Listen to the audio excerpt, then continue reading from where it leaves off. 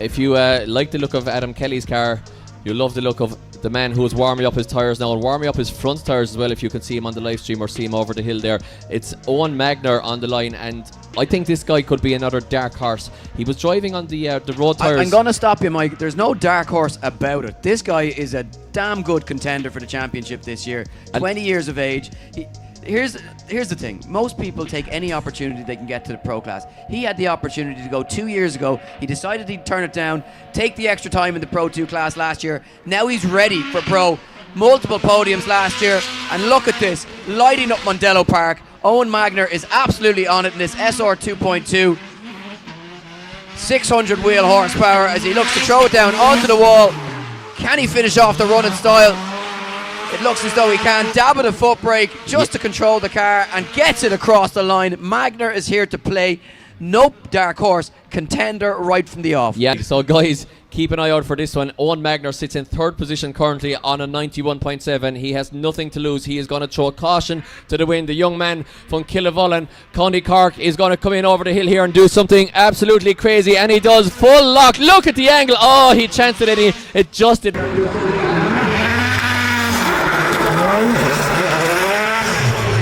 Didn't work out.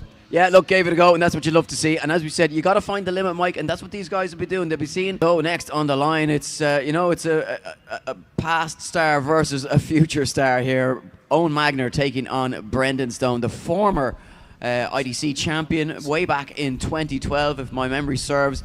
Brendan Stone taking on, well, one of the rising stars of the sport, Owen Magner. What a bright future this young man has ahead of him, and he is coming up against, well, you know what, it's the experience versus the machinery and the drive of youth. And here we go. What can Magner do? He's the higher qualifier. He will lead them into the first half of this one. Whoa! Makes a big dives, make contact. Oh, has there been contact? Has there been contact? Well, there certainly has, but who's at fault is going to be the question there. That is a big car to horse in over the hill in the chase position, and maybe he just couldn't get it stopped, and I think there was contact, but hang on here, we have to look at the initiation as well from Magner, ready to be sure that there was and that's nothing the question. funny. It's you can see certainly a lot of catching. So was there slowing from Magner is the question. Did Magner slow possibly? So you are allowed a slight little slow at initiation, but you should be full on throttle.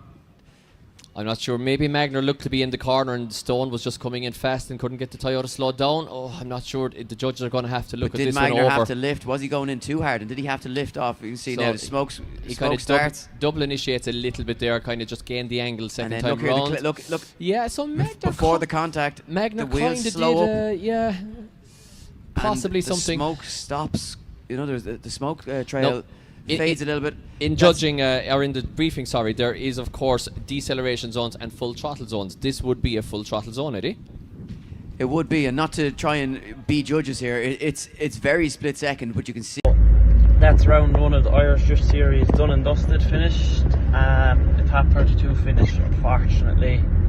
We qualified fourth today. Had a really good first run, scored a 91.7. Was feeling really good in the car, to be honest. Was learning every lap over the weekend. It's an absolute animal, in fairness. The upgrades we've made to the engine have made a huge difference, and I was just loving driving it, to be honest. It was very enjoyable. But anyway, roll on top 32, we had Brendan Stone.